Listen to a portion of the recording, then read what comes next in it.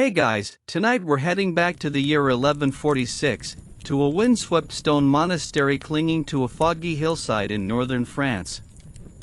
You're cold. You're wearing a woolen robe that itches in places you didn't know you had. And your job, your sole divine calling for the past 3 years, has been to copy the Book of Psalms. Word for word. Again. By candlelight. Using ink that smells faintly of burnt goose feather and regret. You scratch your head.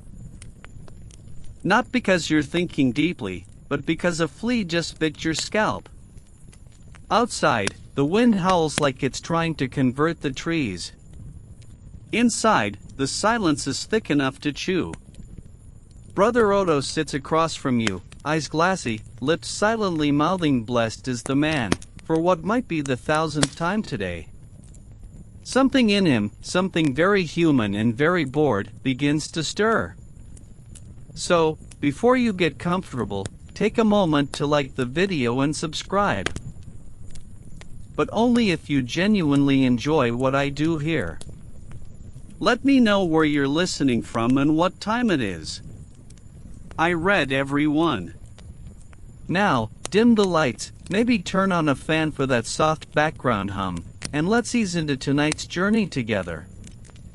You watch as Brother Odo slowly lowers his quill, stares at his blank margin, and begins to sketch something odd. A set of squares. Some circles. A kind of cross in the center. It looks suspiciously like he's making a game board. He glances around. No one notices. He leans closer, tongue poking from his lips like a schoolboy, and draws a tiny monk icon with a halo. It's adorable. And mildly blasphemous. This is how it starts. A tiny act of rebellion. A medieval man, desperate for variety, doodling the prototype of a board game that history will almost completely forget. You won't find it on any modern shelf. It has no catchy name like Plague. The medieval strategy game. But it existed, sort of. Of course, monasteries aren't exactly Vegas. Games are frowned upon. Laughter, even more so. But the brain needs something to chew on between prayers, chants, and the twice-daily turnip stew. So Odo works in secret. Maybe he calls it Ludus Sanctorum, the game of the saints. Maybe not. Historians still argue whether the name even existed. But there it is, on his desk, beside the Psalter. He gives the game a moral twist, as monks do. It's not about winning. It's about progressing towards salvation, a square in the center labeled Cella Caelestis, or Heavenly Cell. You move across temptations, avoid sins, and occasionally have to backtrack to a purgatory square that forces you to chant the entirety of Psalm 119. Out loud. Twice. You can't help but admire the audacity. This isn't Monopoly. This is Monkopoly. Except there's no real estate, no money, and the banker is literally God. Over the next few weeks, the other monks begin to notice Odo's strange little project. Not directly, Odo isn't that bold, but they see him hunched in the corner after Vespers, muttering about temptation tokens and blessing bonuses. One curious novice, Brother Alan, sneaks a peek and promptly tells everyone. Soon, there's a hushed buzz in the cloister. Odo has invented something. Something fun? But no one really knows how to play it. There are no written rules yet, just scribbles and squiggles. Some think it's a teaching tool. Others suspect heresy. One monk claims it's just a way for Odo to avoid scrubbing the candle wax off the chapel floor. Eventually, they try a round. You sit in a drafty cell with 3 monks, a makeshift board, and tokens carved from leftover bread crusts. The first turn takes 15 minutes because no one knows how movement works. Do you roll a die? Draw a psalm? Pick a number between 1 and divine? After several false starts, they agree on using the hourglass in the chapel. Each monk has the time it takes a single grain to fall to make a move. The game is slow, confusing, borderline nonsensical. And yet, no one wants to stop. A real historical record from the Abbey of St. Vincent notes that in the winter of 1147, ink usage rose sharply due to increased personal manuscripts of uncertain merit. This is likely code for Brother Odo and company wasted all the ink on their weird game. Still, the abbot hasn't noticed. Or maybe he has, and he's just happy that for once, the monks aren't arguing about Latin declensions or whose turn it is to pluck the chickens. Outside, snow begins to fall. Inside, the little group around the board murmurs and giggles under their hoods, as if handling some great theological mystery. And in a way, they are. Because here, in the flickering candlelight, a forgotten chapter of history is being scratched into existence, not in stone, not on a battlefield, but in quiet rebellion against the crushing boredom of holiness. The next morning, you wake to the smell of barley porridge and old incense. Someone's already rung the bell for lauds, and Brother Odo is suspiciously chipper. He hums while he walks, which earns him 2 glances and 1 disapproving frown from Brother Matthew, who hasn't smiled since the feast of Saint Benedict, 1143. But Odo doesn't care. His game, still unnamed, still baffling, has done something rare in the monastery. It has stirred curiosity, joy, maybe even mild competition. And although you wouldn't call it fun in the modern sense, there's something compelling about it. The structure, the mystery, the absurd number of squares labeled humility check. Later that day, Odo tries to formalize things. You join him by the window as he lays out the board on fresh parchment, this time with colored ink. Blue for grace, red for sin, gold for divine intervention. He's proud of it. A bit too proud, if we're honest. There's already a sketch of St. Augustine rolling a die in the corner. The design vaguely resembles chess, which, despite being associated with royal courts and the occasional Persian, was known in some monastic circles. But this isn't chess. There are no kings, only abbots. No bishops, only wandering pilgrims. And instead of capturing your opponent's pieces, you're supposed to convert them. Every piece has a spiritual rank. The penitent moves 1 space and must apologize after each turn. The zealot skips 2 turns if prideful. And the martyr removes itself from the board entirely in a grand gesture of self-denial. This isn't a strategy game, it's spiritual theater. And no one can agree on whether you're supposed to win or just suffer creatively. This leads to the first real debate among the monks. Is it a competition? Is it a reflection of the soul's journey? Or, as Brother Bernard snorts, is it just penance and squares? Historians still argue whether Odo's design was meant to teach theology, provide recreation, or simply keep his own mind from collapsing under the weight of chanting the same 8 psalms every day. There's no consensus. There never is. The game board includes an odd feature, a path called Violenta, the slow way. It takes twice as long to reach the center but avoids all major sins and temptations. It's also incredibly boring, which makes it deeply suspicious. Some believe Odo was poking fun at Brother Matthew, who took pride in never being exciting. And then there's the dice.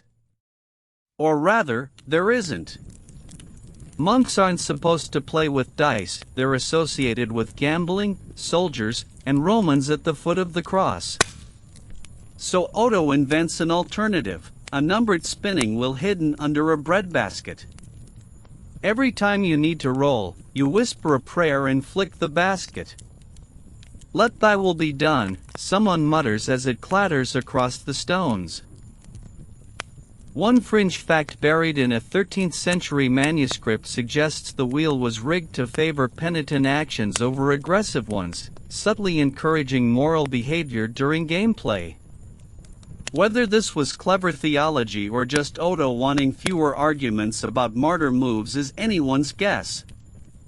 Still, word spreads. By spring, the game has crossed the cloister and infiltrated the kitchen. Brother Elias plays a quick round with the cook using boiled beet tokens. Sister Apollonia, visiting from the convent, tries a turn and suggests the addition of a gratitude square where you must recite all your blessings before proceeding. She wins, of course. One warm afternoon, the game is spotted in the garden. A circle of novices, sleeves rolled up, is hunched over a board, one of them using a carrot as a wandering hermit. The abbot walks by, pauses, and raises an eyebrow. No one breathes. The abbot strokes his beard. Then he mutters, the hermit moves diagonally, not sideways, and walks away. The game has been unofficially approved, but not standardized. Each group tweaks the rules. One version adds miracle cards. Another requires singing a hymn whenever you land on divine favor. Brother Allen insists on a 2-token penalty for excessive smugness. Someone else, possibly in jest, suggests that you can win the game only if another player forgives you first. This open-source chaos leads to some, well, theological drift. One particularly strange version includes an exorcism square where you must shout Latin backwards. Another has a space called Beast of the Apocalypse, which resets the entire board if someone sneezes. Quirky? Certainly. Heretical? Debatable. Entertaining? Occasionally.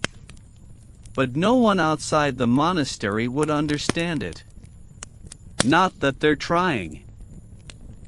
This is still a cloistered world, hidden behind high walls, where board games bloom like mushrooms, quietly, in the damp corners of a life devoted to God. But even in this silence, something is happening. The monks have a new topic to discuss after Compline. A fresh reason to linger a bit longer by the fire. And all because Brother Odo got bored during Psalm 31. As the sun sets and the bell tolls for Vespers, you glance back at the board. It sits alone on the refectory bench, ink slightly smudged, crumbs still stuck to the martyr tile. Tomorrow, you'll probably forget half the rules. But you'll still play. Because even if it makes no sense, it's yours. By the time summer rolls around, the game has become a situation. You find yourself sitting at the edge of the herb garden, hunched next to Brother Peregrine, who is explaining the six-fold penitential loop for the third time. He gestures at the board with a chunk of stale rye bread, his teaching stick, as if this convoluted mechanic makes perfect sense. Spoiler, it doesn't. The tokens are evolving. Gone are the crude bits of crust and beet slices. Now there are carved walnut shells, little pewter figurines from broken reliquaries, and wine corks with Latin inscriptions scribbled on them. One is supposed to be St. Peter, but he looks more like a distressed mushroom.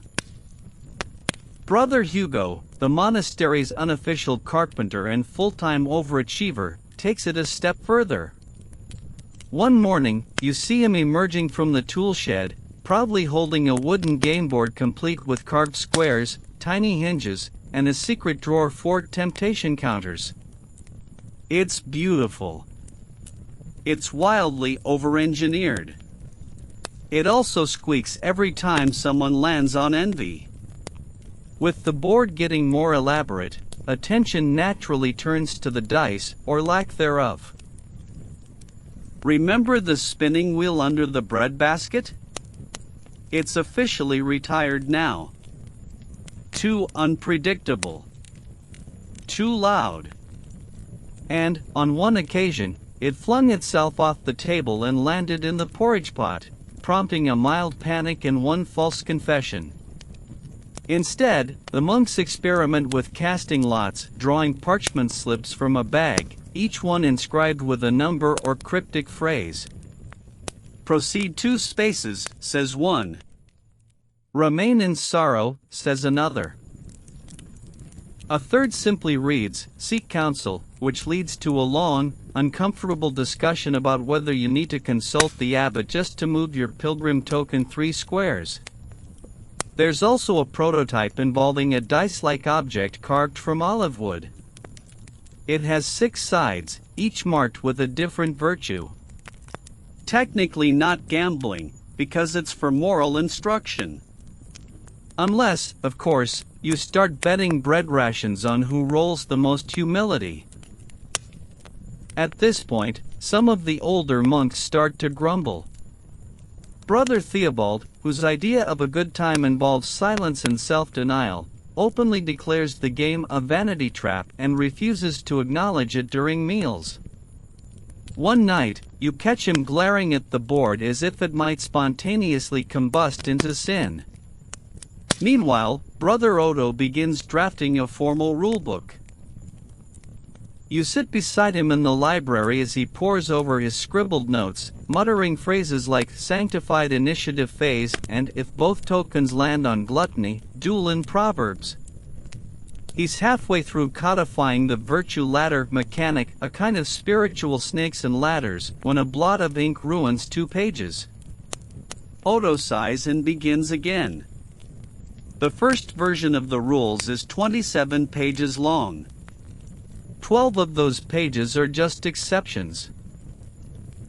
For example, if you land on wrath while holding the pilgrim's token, you must recite Psalm 51 and give away your most valuable item, usually the best bread crust. Unless, of course, it's Thursday. Then it's double. The monks try it out. One game lasts 4 hours. By the end, everyone's tired, mildly enlightened, and a little hungry. No one wins. But the novelty doesn't wear off. If anything, the game starts to attract fans. Not casual players, mind you, but die-hard monk gamers who refer to rule clarifications as Odoisms and wear smug expressions when new novices misunderstand the difference between Holy Leap and Sanctified Slide. And then, someone has the bright idea to build pieces. Enter Brother Pascal, the artist in residence, known for his illuminated manuscripts and dangerous obsession with gold leaf. He decides the game needs figurines. So he paints tiny monks on scrap vellum, glues them to flat river stones, and invents a cast of holy characters, the watchful abbot, the penitent mule driver, even a gleeful devil figure who looks suspiciously like Brother Allen after too much mead. Pascal's most controversial creation is the saintly chicken, a bonus token that lets you skips in squares but squawks. Literally, he added a reed pipe every time it moves. You can't prove it, but you're pretty sure this is personal. Still, the game now has components, a board, rulebook, tokens, dice alternatives, and even its own vocabulary. Pilgrimage phase. Penance bounce. Blessing overflow. It's only a matter of time before someone tries to export it beyond the abbey. Sure enough, a visiting friar from a neighboring priory gets wind of the phenomenon. He sees a group of monks huddled under the cloister archway, arguing over the legality of stacking tokens on holy silence. His interest is piqued. He watches. He asks questions. And he leaves with a folded copy of the board and a half-finished rule set written on the back of a fish recipe. It spreads. Slowly. Like sacred mold. Soon, tales reach you of monks in other abbeys trying to recreate the game. Some succeed. Others improvise wildly. One version uses beans as pieces. Another replaces the sin squares with chores like muck the stables or knead bread with no complaints. One account from Wales mentions a variant that ends with a foot-washing ceremony and a spontaneous embattle. No two games are alike. And none of them make total sense. Which is, weirdly, the charm. And then, because medieval life rarely leaves fun things alone, comes the heresy panic. It's a crisp morning in the year 1178. You're trimming the cloister hedge with a pair of rusty shears when you hear the heavy boots of trouble. Archdeacon Fulbert has arrived. He's not known for his warmth. Or his eyebrows, which somehow point both down in judgment and up in suspicion. Fulbert has been sent to investigate a troubling rumor that monks at St. Vincent's Abbey have invented a game. A game, he hears, in which tokens representing souls move through sins, collect virtues, and occasionally do things like holy leap over gluttony. The concern? This entertainment may bear traces of Pelagianism. Yes, you're right to groan. Pelagianism is that early church heresy suggesting people could achieve salvation without divine grace. It's the theological equivalent of saying, I can do it myself, and the church hates it with a deep, paperwork-heavy passion. So when Fulbert hears there's a monk token that can reach salvation simply by collecting enough virtue squares, no confession, no divine intervention, just a lot of good rolls, he nearly chokes on his rosehip tea. You, Brother Odo, and 3 others are summoned to the abbot's study. You try to explain that the grace tiles were, in fact, part of the game's random blessing mechanic and totally not suggesting merit-based salvation. But it's no use. Fulbert is already scribbling notes. He uses phrases like perilous abstraction and game of dubious soteriology. It all escalates when Fulbert sees the doodle of the saintly chicken.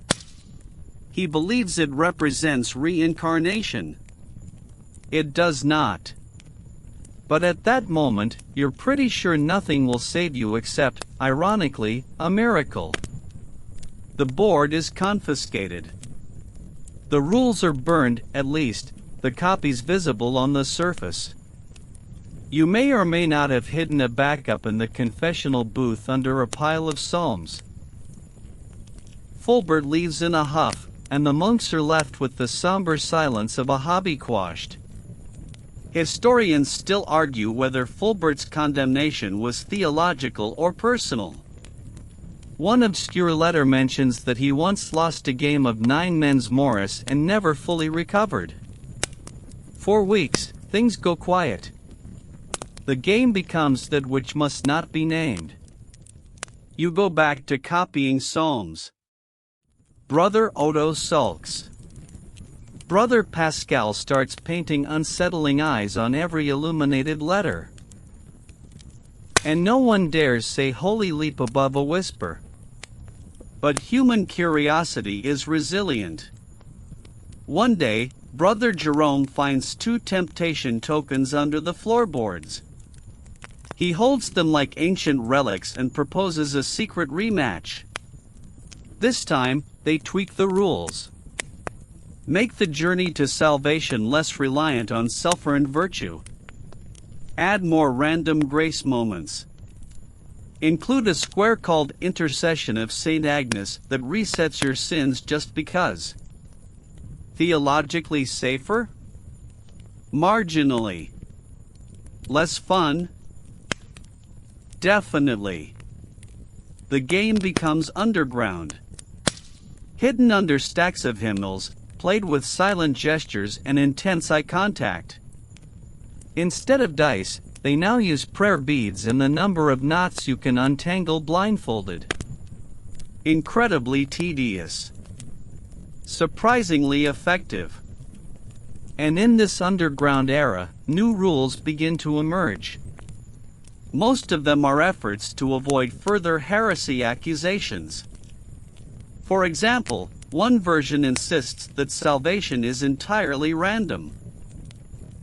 You reach the heavenly cell only if you draw the mercy slip from a sealed box of 12. 11 of them simply say try again. Another popular rule involves a group confession phase where each player must accuse the one to their left of a minor sin. Points are awarded for creativity and conviction. Brother Hugo loses 3 games in a row after being accused of prideful woodworking. Meanwhile, Brother Odo, ever the optimist, starts a new rulebook. He titles it Ludus Sapientiae. The Game of Wisdom. The front page features a cartoon of a monk shrugging under the caption, "Salvation not guaranteed." It's meant to be humble. The archdeacon might call it sarcastic. The new version focuses more on chance and community. Players can donate virtue points to each other. The sin spiral mechanic is softened, now allowing players to climb out through prayer cards instead of a 12-turn punishment. There's even a wildcard tile called Mystery of Divine Will that causes random effects, including making everyone swap places. You test the new rules in the cellar one rainy afternoon, hunched over a wine barrel in candlelight. The wax drips. The wood creaks. The abbot is conveniently asleep. You and 3 others take your turns in complete silence, only mouthing the names of squares and pointing reverently at the board. And despite the layers of rule changes, theological revisions, and general paranoia, you realize something. The game still works. It's still awkward and strange. Still takes too long. Still ends without anyone really knowing who won. But you all leave the cellar smiling. Even Brother Theobald, who admits the forgiveness relay phase was oddly moving. And so the game survives. Not in the open. Not proudly. But stubbornly. Like ivy on a cloister wall. Always finding cracks, always creeping forward. It isn't long before word of the game trickles beyond the cloister once again, this time, through the one person no one expected, Bishop Lambert. He arrives on a rainy Tuesday. You remember because the ceiling leaked directly onto your favorite reading cushion, and someone left the communion wine open near the fire. Chaos. Anyway, Bishop Lambert is visiting for an inspection, which everyone knows means at least 3 days of pretending not to have back pain and nodding thoughtfully during his sermons. Now, Lambert isn't like Fulbert. Where Fulbert smelled like fear and regulation, Lambert smells like lavender oil and leniency. He wears soft slippers under his robes and refers to his staff as Clement. There's even a rumor he once smiled during Lent. Naturally, someone shows him the game. You're in the refectory, trying to explain the difference between Repentance Row and Vigilance Square, when the bishop appears at your elbow and says, "Curious. Is that St. Anthony riding a turnip?" You freeze. The other monks freeze. Even the bread goes still. But Lambert is amused. He sits. He watches. And then, slowly, he plays. At first, it's tentative. He misunderstands the Pilgrim's Leap mechanic and sends his token careening into purgatory, which results in much muttered backtracking. But then something changes. He gets invested. When his character reaches acts of mercy, and he's allowed to bless another player, he looks genuinely pleased. He calls the game unexpectedly spiritual, which is like calling a goat surprisingly poetic. Then, with the regal authority of someone who hasn't touched laundry in 40 years, Lambert rewrites 3 rules. First, tokens must pause for reflection if they pass a sin without landing on it. Second, if 2 players land on the same virtue, they must debate the meaning of that virtue in under 1 minute. Third, if someone wins, they must share their testimony, which usually needs a very awkward summary of how they got there. The bishop plays 3 rounds. Each one takes approximately forever. By the end, he's thoroughly pleased. It's like chess, he declares, but with more guilt. He asks for a copy of the game, which sends Brother Odo into a euphoric spiral. He offers to illuminate a board himself. Unfortunately, things take a turn. During his last game, the bishop accidentally blesses a token that's still under excommunication.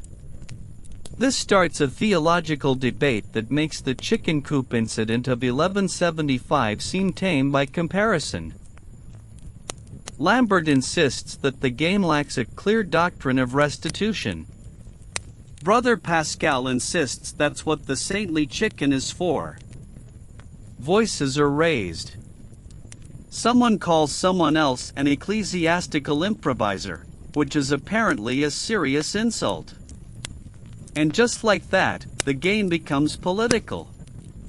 The bishop leaves with a furrowed brow and a half-finished set of rules, scribbled on the back of a napkin. The monks spend the next week anxiously praying that he doesn't forward it to Canterbury. Odo mutters darkly about doctrinal scope creep. Even the abbot starts avoiding eye contact with the game board. To make things worse, a copy of the rulebook somehow ends up in the hands of Father Milan from the neighboring abbey. Milan, famously humorless, writes a scathing tract titled On the Misuse of Divine Symbolism in Recreational Contexts. It's 40 pages long. 39 of them are footnotes. Historians still debate whether Lambert's involvement helped or hindered the spread of the game. On the one hand, it briefly made the game semi-legitimate. On the other, it introduced a level of complexity no human brain should be expected to endure without at least 3 naps. In response, the monks of St. Vincent retreat. They form a clandestine rule council, 3 scribes, a mathematician, and 1 monk whose sole job is to sigh dramatically when a rule is too long. The goal: simplify the game before someone decides it needs a papal bull.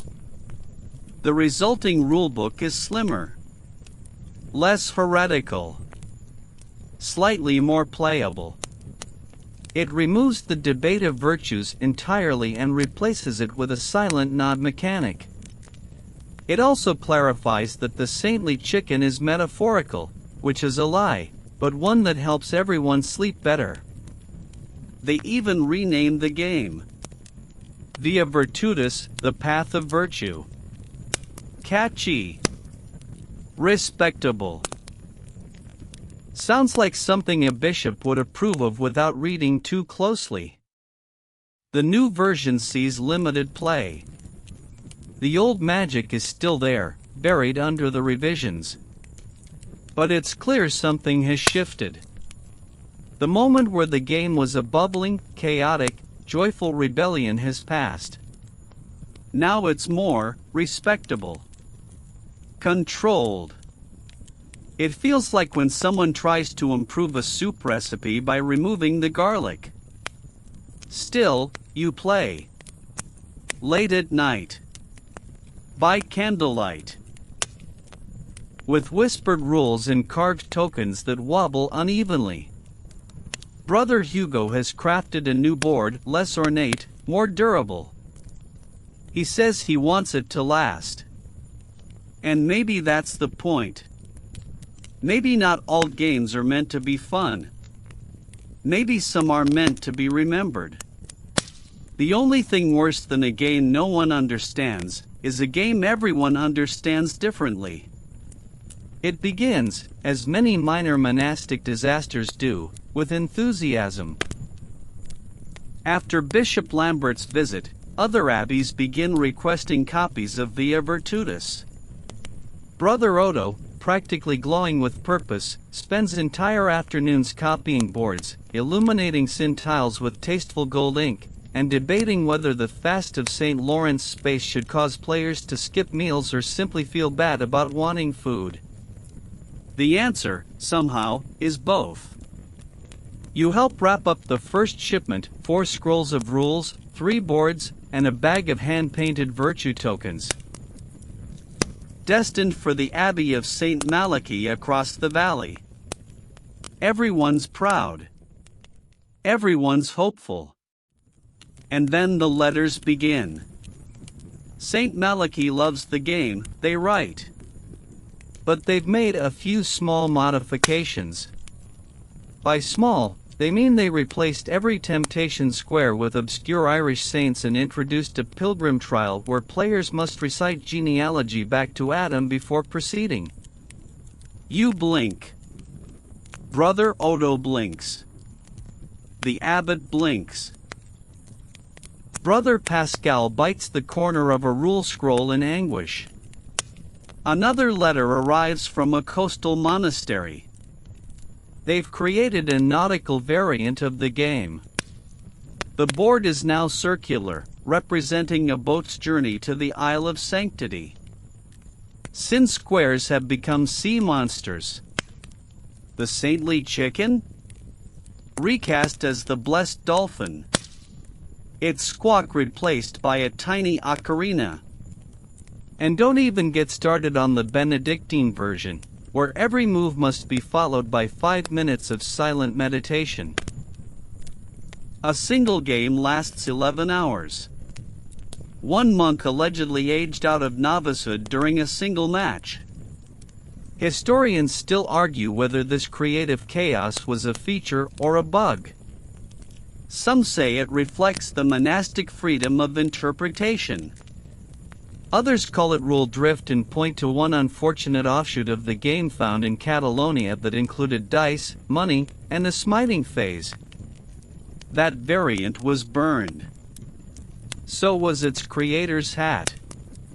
Within months, Via Virtutis exists in dozens of forms, none of which play well together.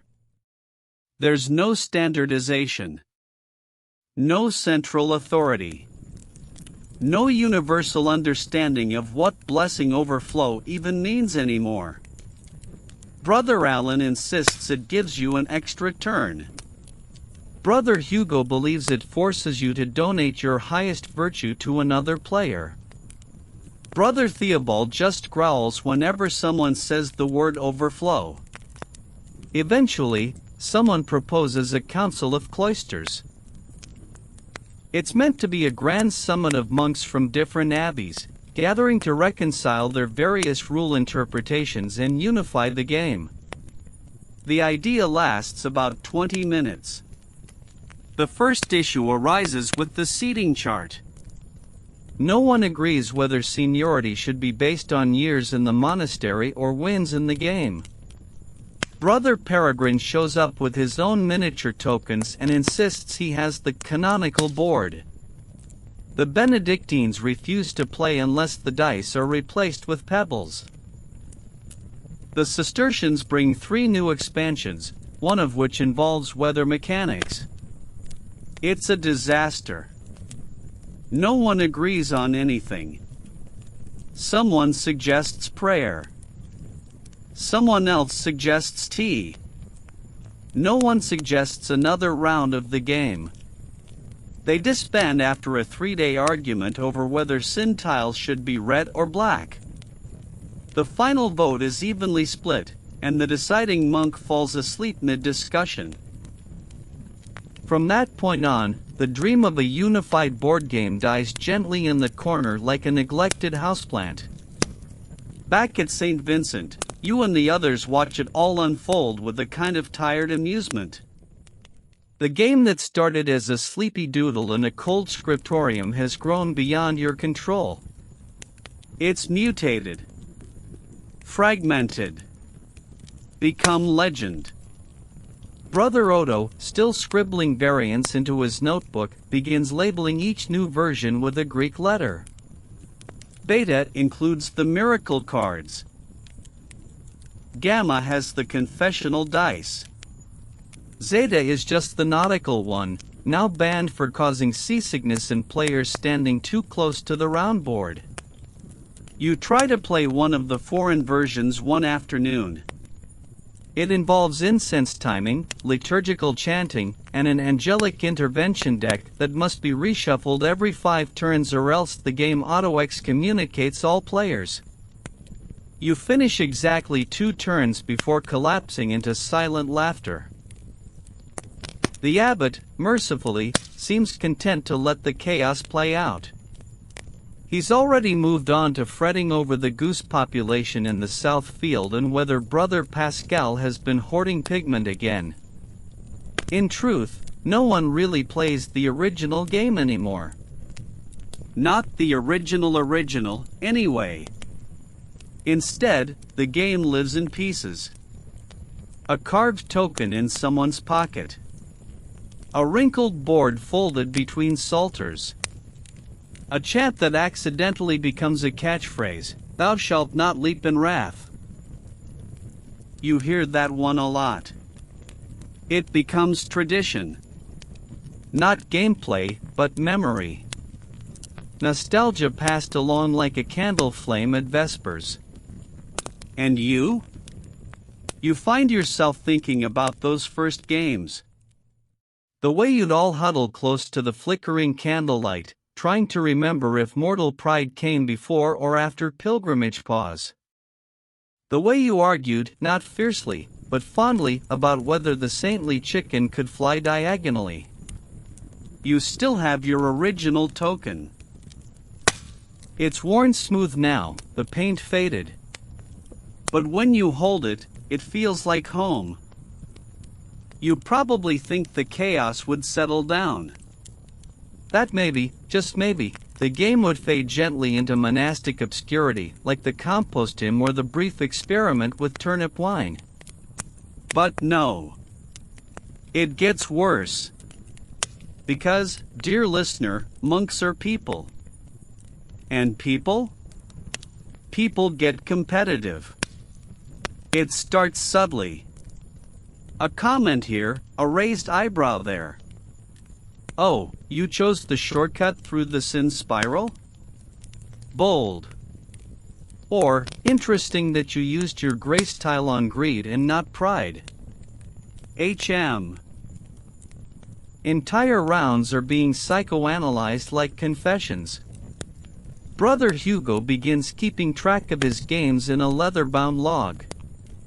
He titles it The Sanctified Chronicles and refers to it as his virtue ledger. You once see him studying it by torchlight, muttering things like, "Ah yes, week 17, the triple redemption gambit." Brother Alan tries to invent a ranking system, complete with tokens denoting past victories. You're not sure how he keeps winning, but you're fairly certain he's bribing people with honey cakes. He denies this. Loudly. While eating a honey cake. One afternoon, 2 novices, barely 16 and still convinced holiness is a sprint, get into a heated dispute over whether divine reversal can be stacked. Voices are raised. The saintly chicken is thrown. The abbot walks in and silently turns around. You never see the chicken again. Before long, friendly matches become recorded sessions. Brother Pascal designs parchment scorecards with gilded edges. A rumor spreads that whoever wins the most in a liturgical season gets a bonus hour of private meditation. This is not true, but it doesn't stop people from believing it. And then comes the idea no one should have had, inter-monastery tournaments. It begins with a letter from the Abbey of St. Rufus. They've heard of Via Virtutis and would like to issue a fraternal challenge. St. Vincent's players, naturally, are delighted. Finally, a chance to prove that their version, the real version, is holier, wiser, and better illustrated. The preparations are ridiculous. Boards are scrubbed. Tokens polished. Cloaks embroidered with discreet motivational psalms. Brother Odo even devises a new game timer, a sandglass that recites Proverbs 3 verse 5 via a clever arrangement of hollow reeds and echoing bells. It sounds like a ghost with strong opinions about trust. On the day of the match, you and a small delegation make the trip across the valley. It's raining, of course. Always is. The Abbey of St. Rufus is grander than yours, but with worse bread.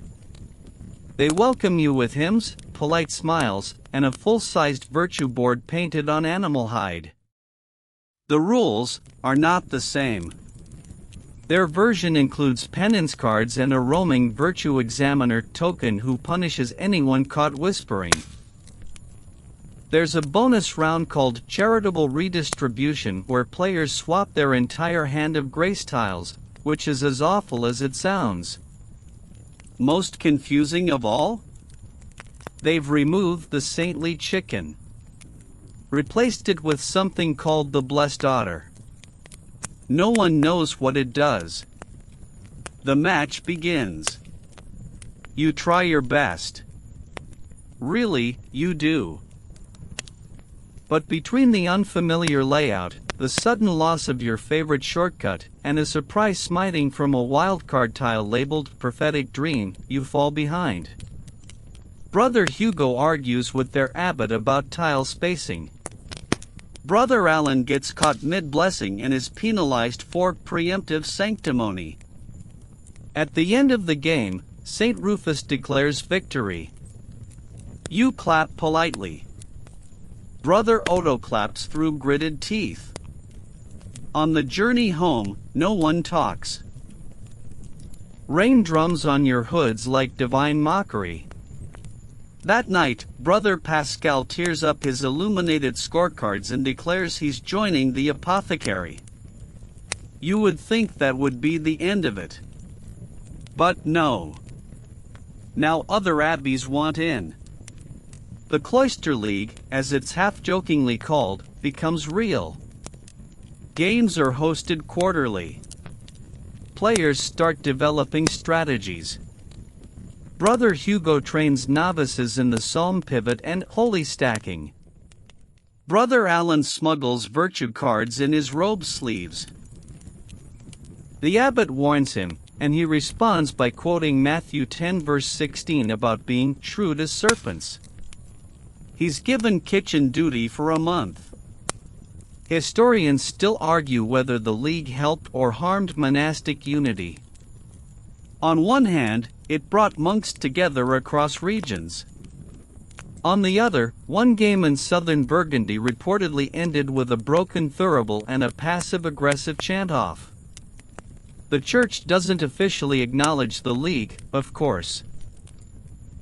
But an anonymous letter preserved in a Roman archive does mention a disturbing rise in recreational fervor among the cloistered. It also includes a sketch of a token labeled Mystic Turnip, so you know it's real. Back at St. Vincent, the game continues, but now with edge. Matches are timed. Records kept. Brother Peregrine insists on pre-game prayers for mental fortitude and favorable grace distribution. You begin to miss the old days, when winning meant being forgiven by your opponent and the biggest scandal was a crooked martyr tile. Still, something beautiful lingers. Because even through the madness, the rewrites, the arguments, and the otter, the game does what it was always meant to do. It gathers you together. You kneel side by side. You pray. You play. You laugh. You occasionally shout. And you end the night a little lighter. A little less lonely in your holiness. And maybe, just maybe, a little more virtuous. You'd think the monks might grow tired of it all, the competitions, the debates, the blessed otters. But monastic boredom is a powerful engine. And so the game evolves again. Enter the hyper-devout phase. One morning, Brother Eustace, who hasn't spoken aloud since Pentecost, drops a new rule scroll on the refectory table. It's rolled in beeswax, tied with a blue thread, and ominously titled, Via Virtutis Ascendens. An advanced theological reimagining. You know it's serious because the title has a subtitle. Eustace's version claims to align the game more deeply with the spiritual architecture of the soul. Which sounds noble, until you realize he's replaced the entire center of the board with a rotating, mystic spiral of contemplation. It must be turned manually each round, making token placement a logistical nightmare. It's also weighted poorly, so sometimes it spins itself into next week.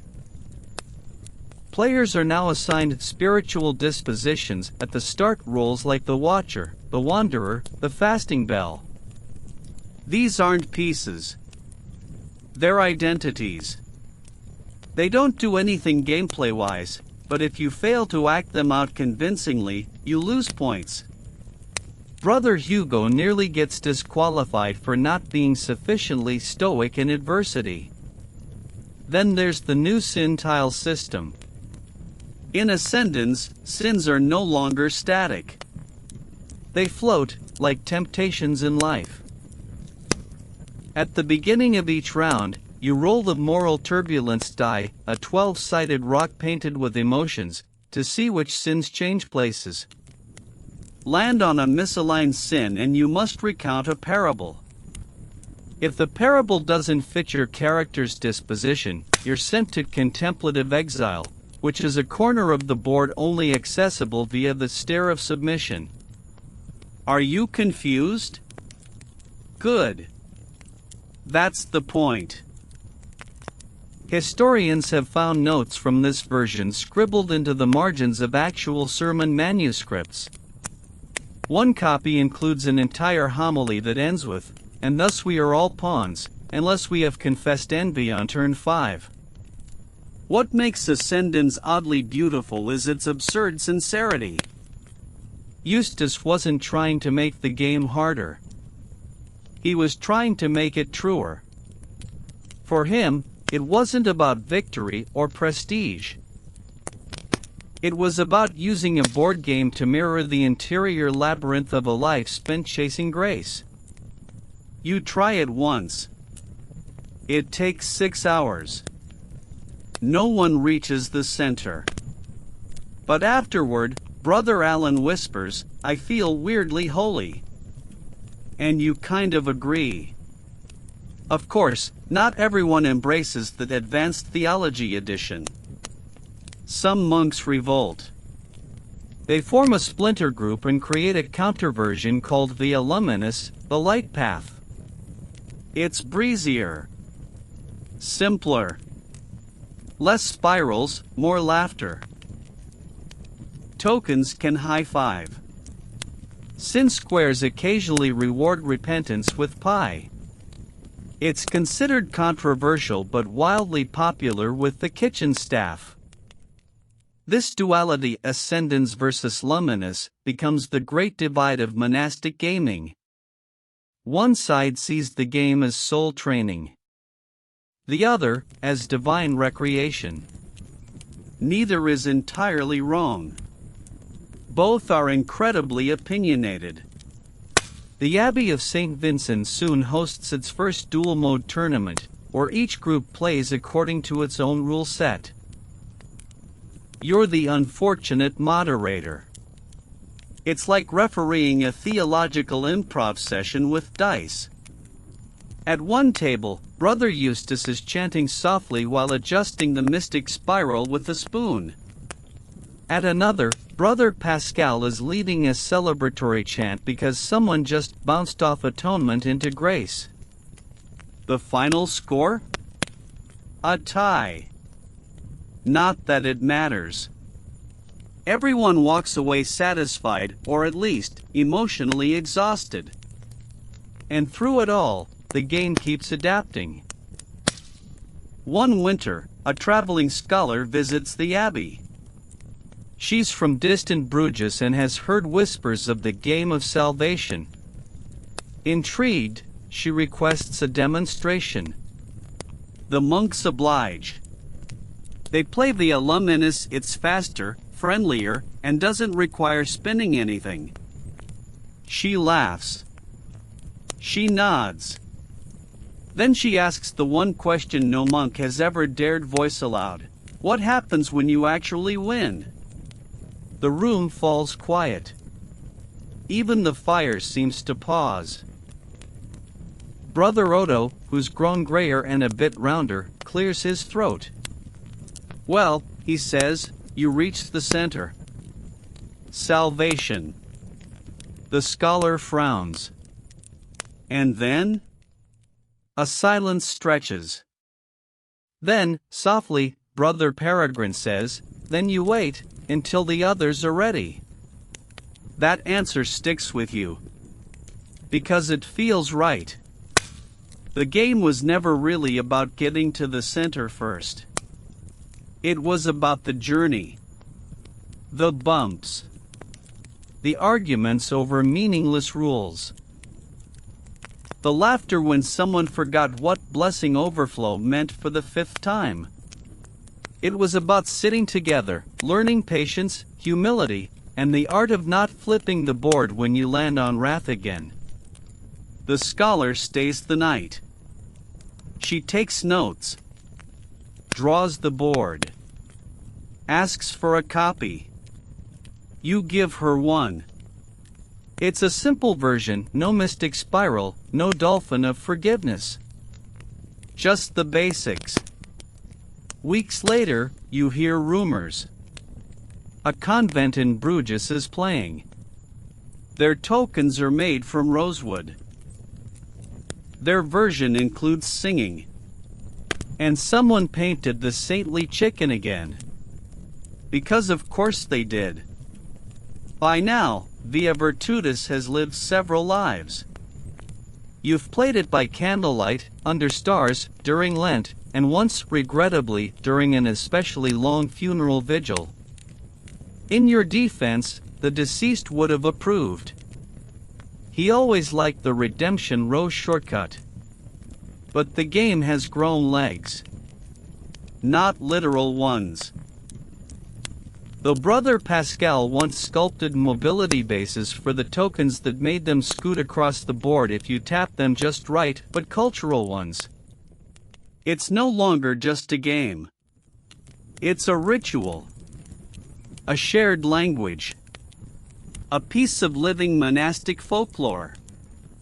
And so, naturally, someone decides to turn it into a teaching tool.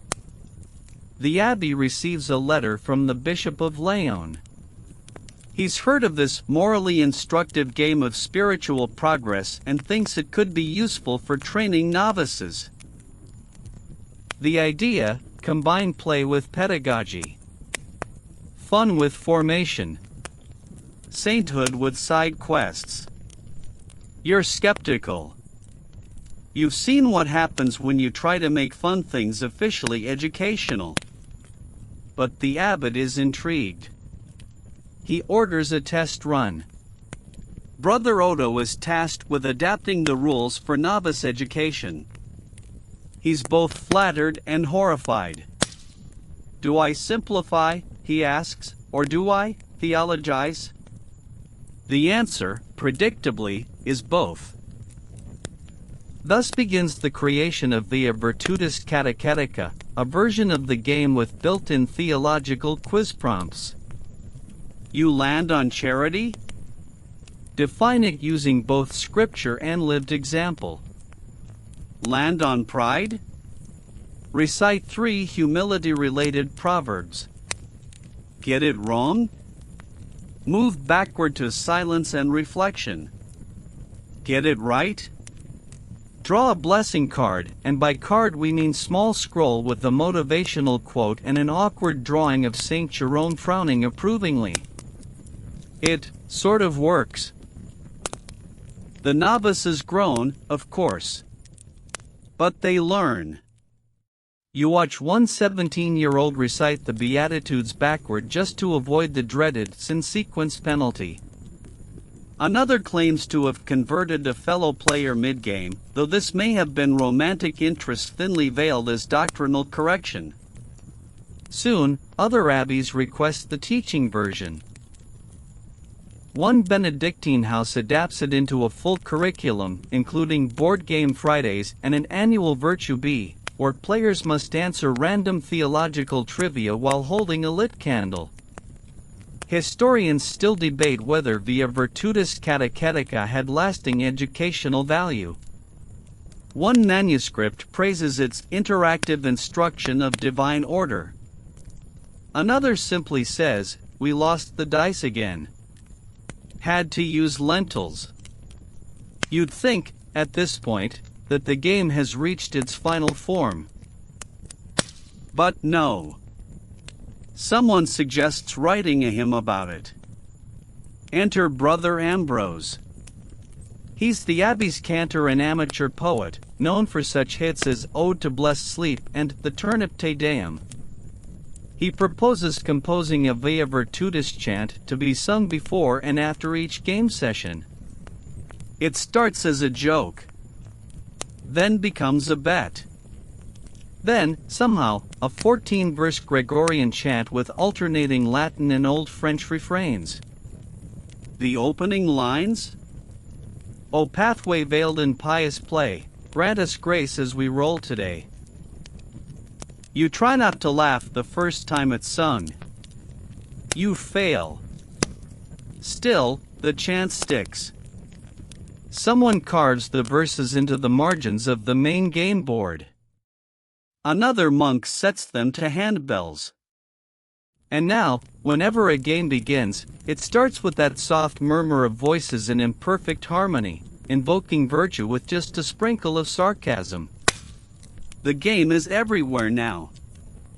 It's played during long winter evenings, on pilgrimage stops, by candlelight during Advent, with extra grace tiles for those fasting. There's even talk of carving a version directly into the cloister pavement, so monks can walk the game during prayer walks. That project, thankfully, is shelved after Brother Hugo falls into a trench during a particularly enthusiastic chalk test.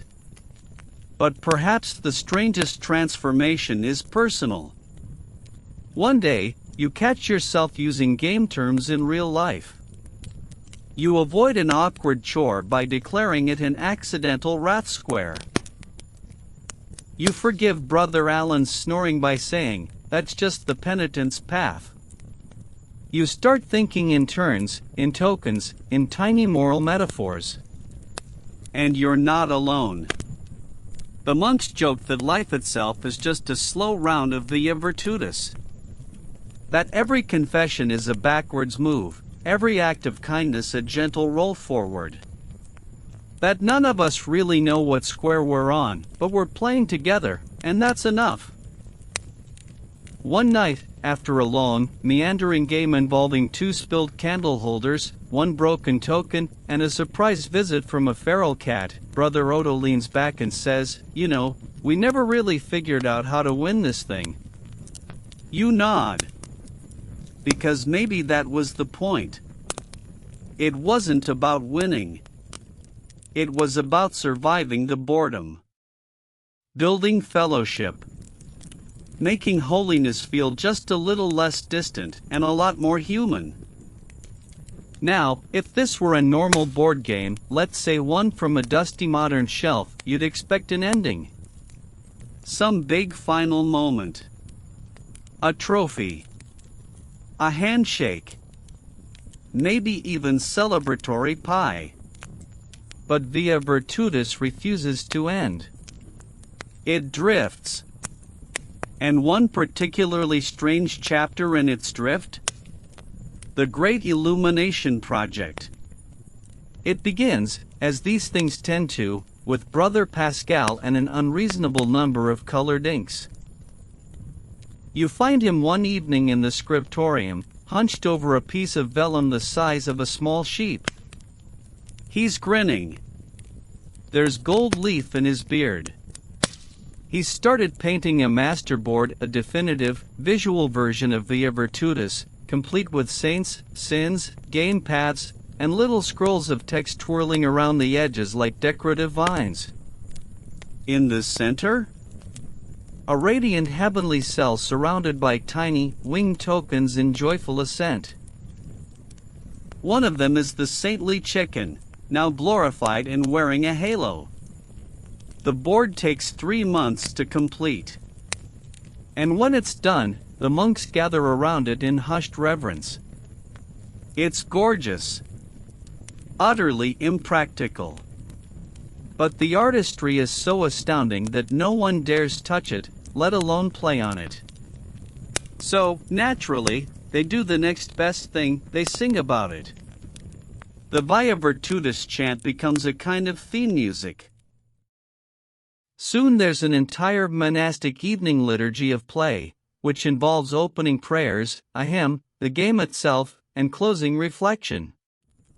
If that sounds overly formal, it is. But it also gives the whole thing a sense of ceremony, of sacred rhythm. You light candles. You lay out the tokens. You chant. You roll the dice. It's ridiculous.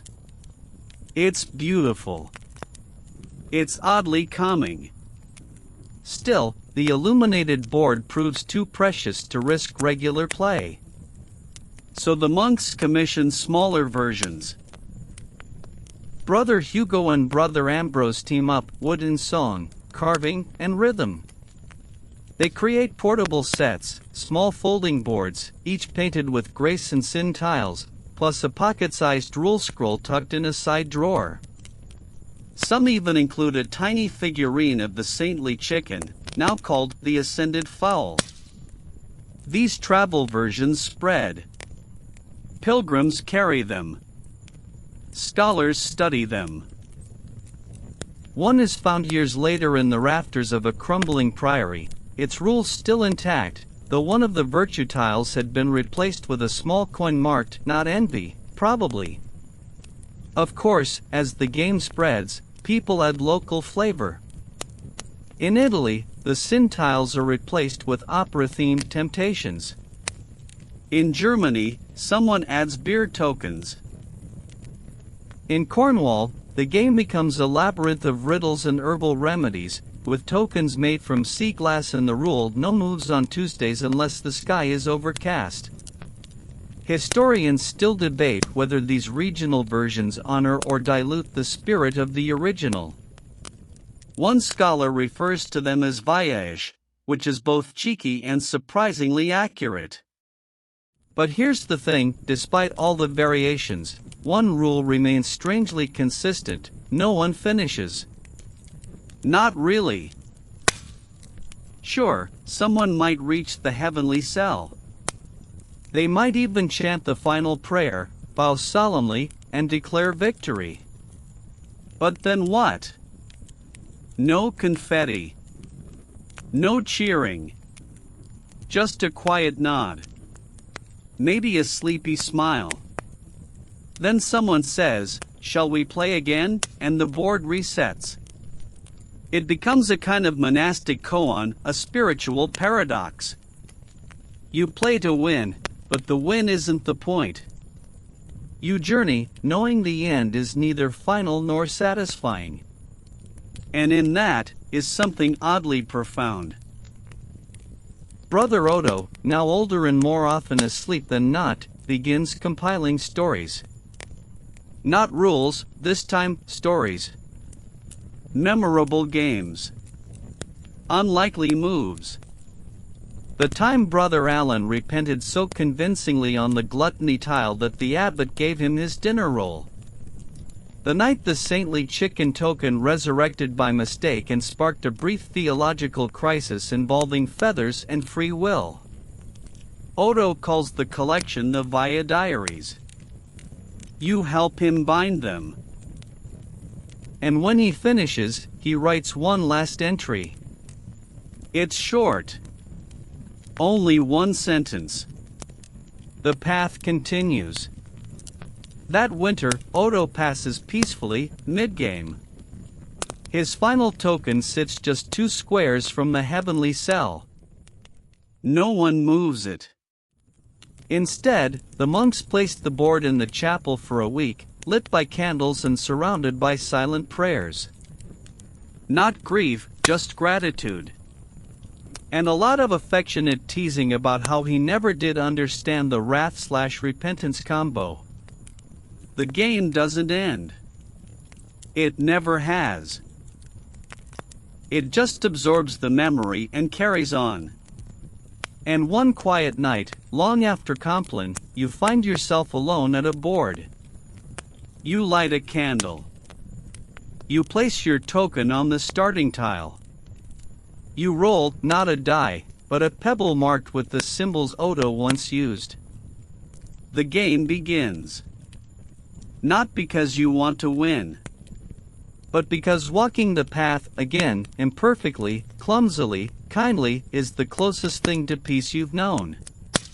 So here we are. You've walked the path, spun the wheels, whispered the chants.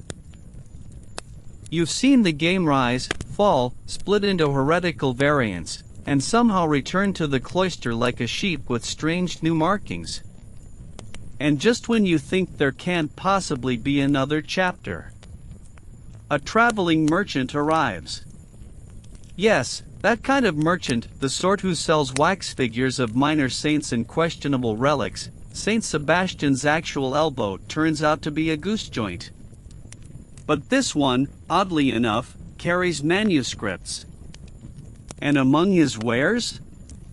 A copy of Via Virtutis. He doesn't know what it is. He calls it Monk Squares and claims it teaches Latin verbs. You examine the board rough sketch, cracked ink, a scribbled rule that reads, confess or retreat 3 tiles. It's crude, incomplete, and oddly familiar. You ask where he got it. He shrugs. Some abbey by the coast. They play it after prayers. He says it like it's a footnote. But your heart skips. Because even though the board is wrong and the tokens are made from sheep teeth, the path is still there. You buy it. Overpay, even. And then the merchant asks, "Want to sell me another one?" He's got patrons. Nobles. Scholars. Curious townsfolk who want a glimpse into the secret game of monks. And just like that, the game takes its most unexpected turn yet. It becomes secular. You brace for outrage. But surprisingly, the abbey doesn't panic. In fact, the abbot sees an opportunity. He assigns you and Brother Hugo to design a public version of the game Via Humilitatis, the path of humility. Less theology. More parables. Emphasis on cooperation and storytelling. It's to be sold only to those who promise to use it as a means of reflection, not entertainment. That clause is ignored almost immediately. Within months, the game is popping up in manor houses, university halls, even taverns. A butcher in Rouen invents a drinking version. A group of scholars turns it into a debate framework. A baker adapts the game into edible form, frosting sin tiles onto gingerbread and giving away virtue squares with each loaf. And once again, everything fractures. Because the public? They love options.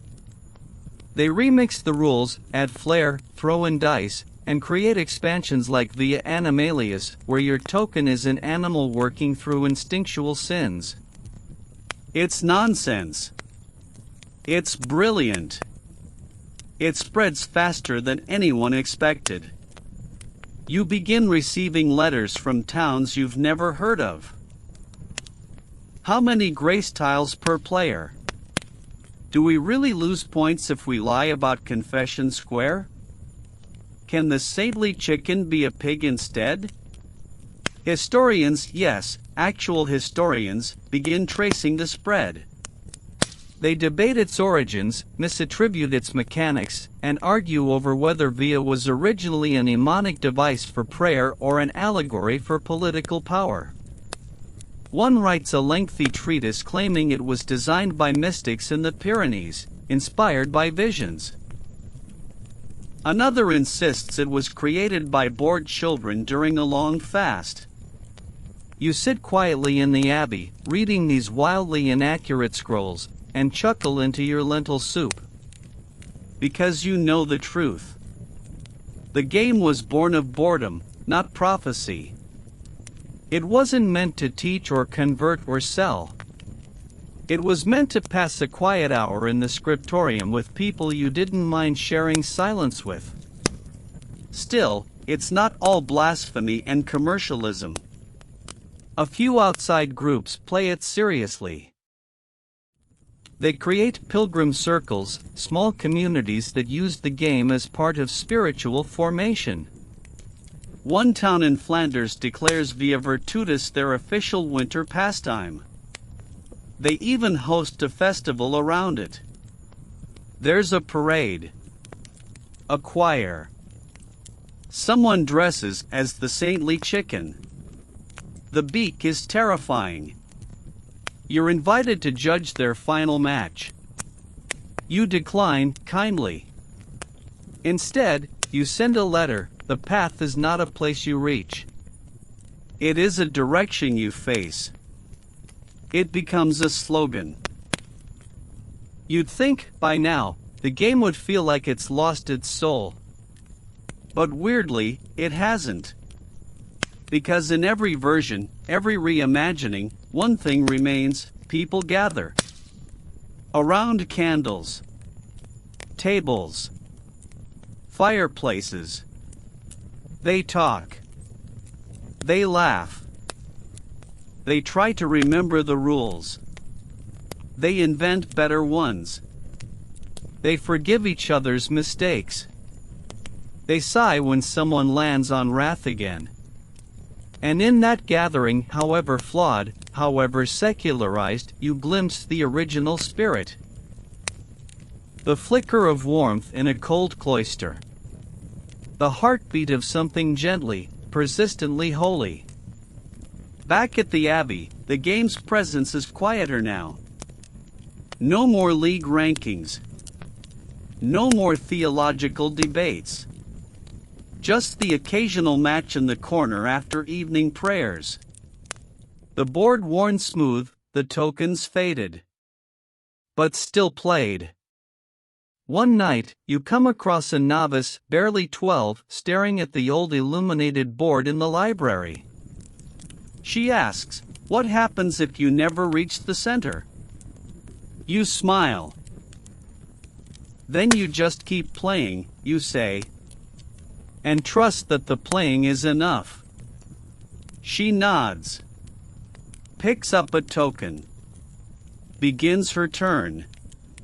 The game might be fading from public view, but not from memory.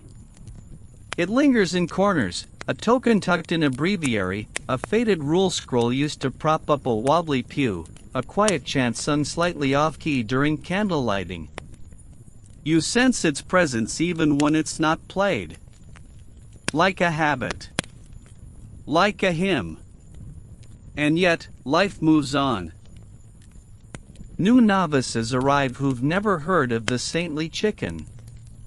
Brother Pascal retires from carving boards and now spends his time painting miniature icons of obscure saints, including Saint Theopompus of Nicomedia, whom no one asked for but everyone respects. Brother Hugo is taken to long walks, where he mumbles potential expansion rules into the mist and occasionally falls into streams. Even you've changed. You no longer play to win, or even to remember. You play because it grounds you. Because tracing a path across the board is like tracing prayer through silence. The rhythm is the point. The pattern, the rest. And then one day, something strange happens. You're dusting the high shelves of the Abbey Library, mostly to avoid a discussion about turnip rot, when you find a box. Old. Dusty. Tied shut with a blue ribbon and sealed with a faded wax impression of a chicken's foot. Of course.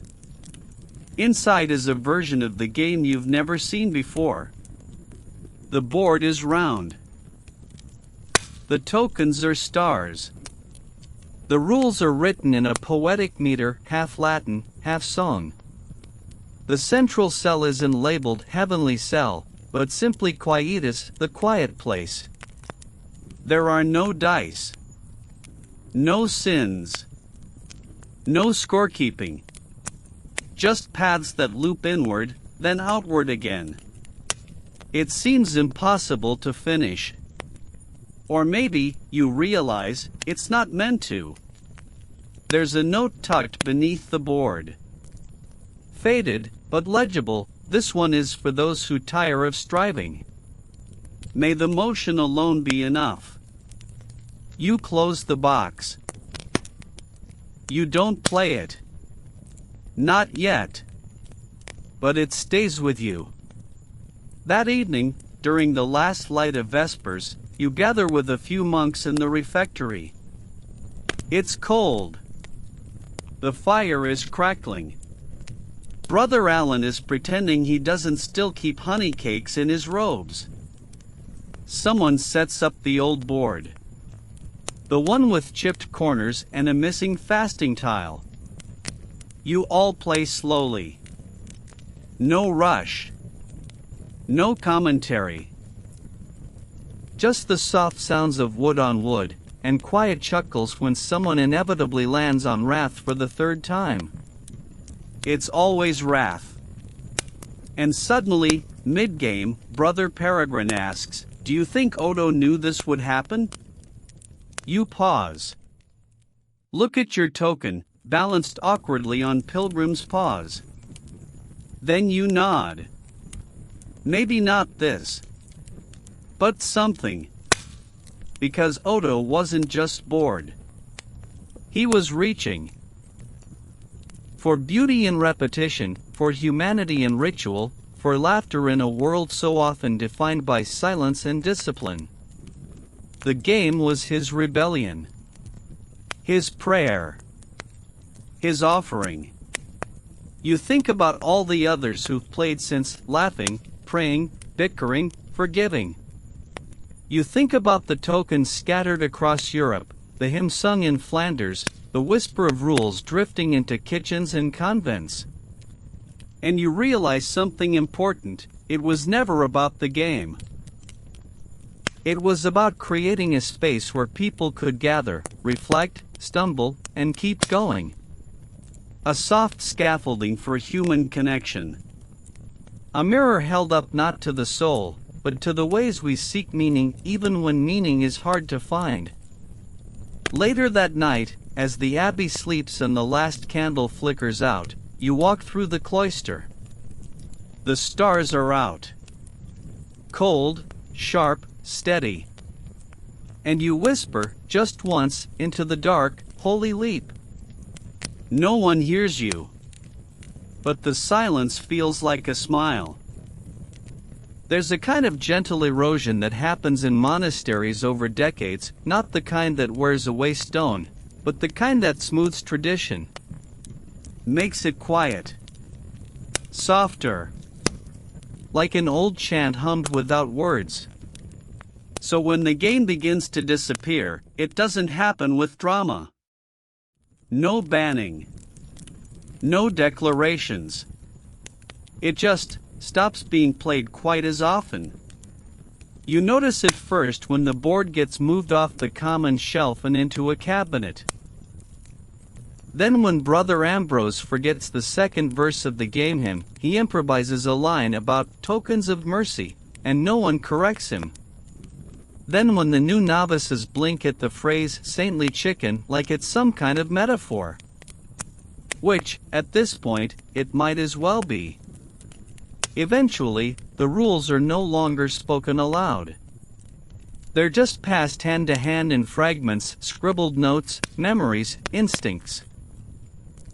You stop rolling dice and start simply asking if the others think you've earned a move.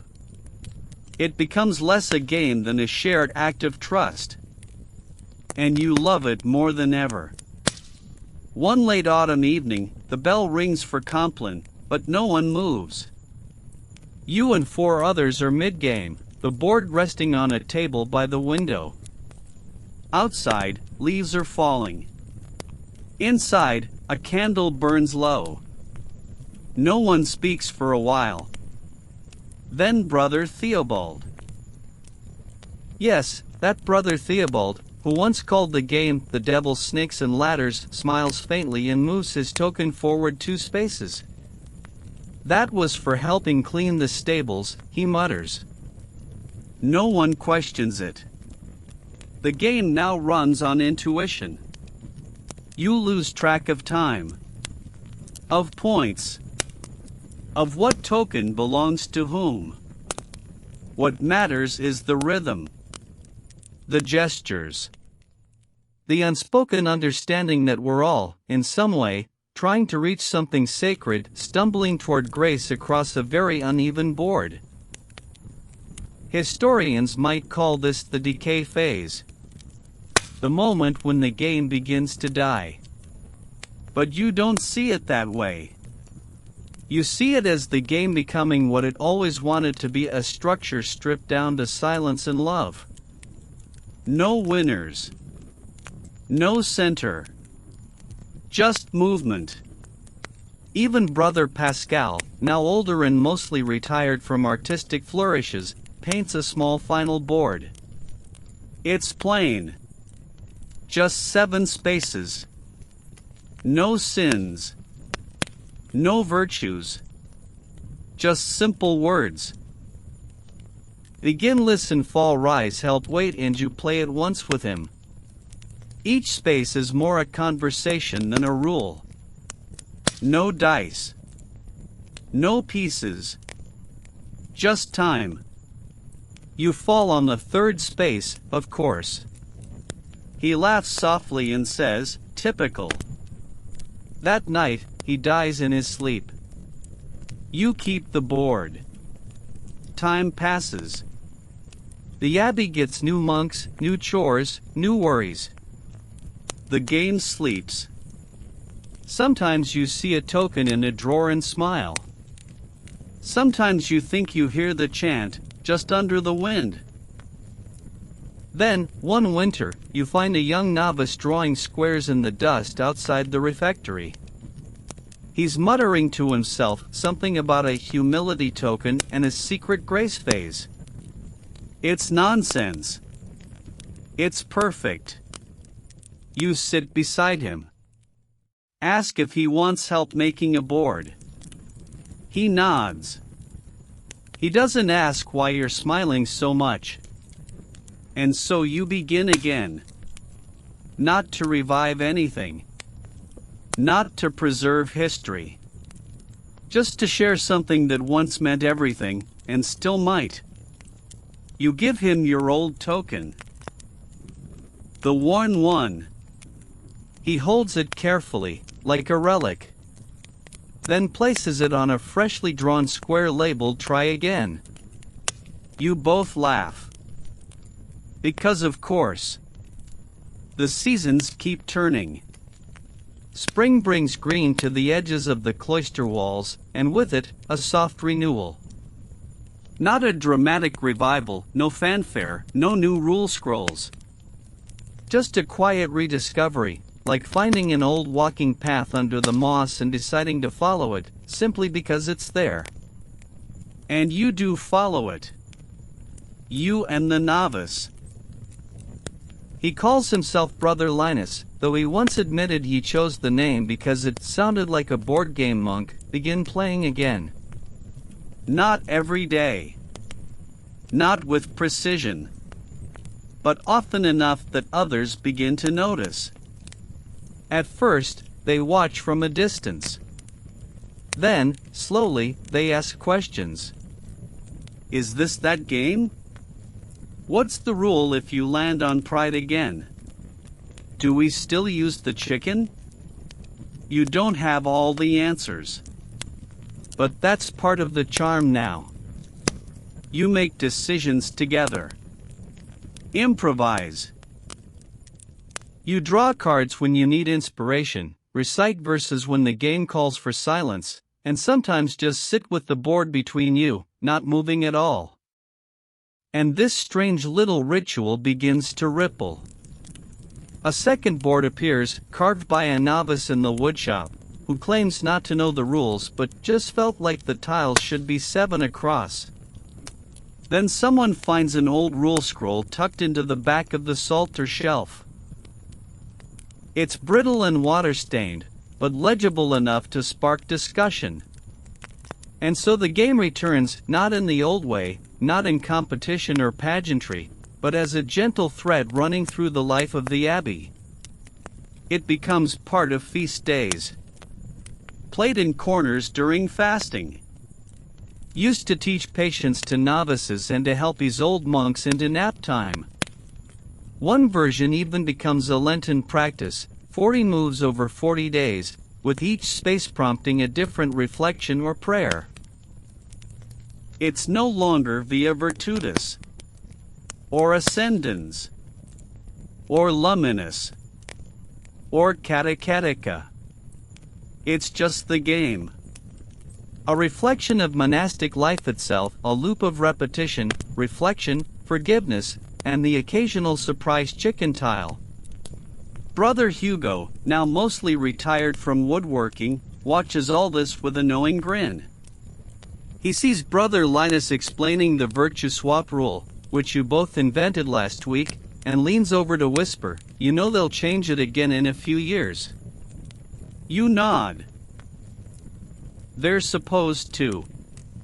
Because every player leaves their mark. Every round tells a different story. Every token carries the memory of someone who once sat at the same bench, rolled the same dice, and muttered the same prayer, "Please, not wrath again." The Abbey's chronicler even updates the registry. Tucked between reports of vegetable yields and candle inventories is a new line, "Communal game of virtue continues in adapted forms." Source of comfort and fellowship. Status, alive. That word alive matters. Because this odd little act of playing holiness, has survived centuries of dust, doctrine, and gentle decay. And it survives not because it was great, but because it was loved. Because people return to it. Again and again. And isn't that the most monastic thing of all? Returning. Repeating. Continuing. One night, long after Compline, you find yourself alone with the game again. The refectory is quiet. A candle sputters near the edge of the table. You place your token on the first square and whisper, "Begin." And just as you're about to take your first move, someone enters. Brother Linus. Sleepy-eyed. Hair askew. He says nothing. Just sits. Places his token beside yours. You look at each other. Then together, silently, you move forward. And now, as all paths must, this one begins to taper into quiet. Not end, no, via virtutis doesn't end, but taper. Like the closing bars of a chant or the final glimmer of candlelight at the end of vigils. It's late. The abbey is silent, wrapped in the hush that only comes after centuries of whispered prayers. The kind of silence so deep, you can hear the crackle of stone walls adjusting to the cool night air. You're sitting alone again, the old board laid before you, patched together from memory, muscle, and the odd theological debate. You run your fingers along the edge worn smooth by generations. And let your eyes wander across the tiles, grace, temptation, mercy, confession, stillness. You don't need the rules anymore. You carry them within you. Not just as procedures, but as instincts. A shared grammar for holiness that lives somewhere between game and prayer. You remember each stage, Brother Odo's wild-eyed invention, Bishop Lambert's baffled participation, the tournaments, the scandals, the hymns, the honey-cake bribes, the wandering scintilles. The saintly chicken. The blessed otter. The mystic spiral that broke 2 chairs and a little of Brother Hugo's soul. You remember laughter. So much laughter. You remember the quiet moments, too. The games played during grief. The forgiveness tokens passed without words. The moves that didn't feel like victories, but like letting go. And now, this board. This moment. You move your token one last time. You land not on heavenly cell, not on redemption, but on weight. The tile Brother Pascal invented before he passed. You smile. Because that's all any of us are really doing here, waiting. Moving forward. Helping others move, too. Not racing, not rushing. Just circling something that always feels just beyond reach and yet is, somehow, right here. As you blow out the candle, you look out the small window above the table. Stars blink against the black sky. A breeze carries the faintest scent of beeswax and damp stone. You hear footsteps, soft, deliberate.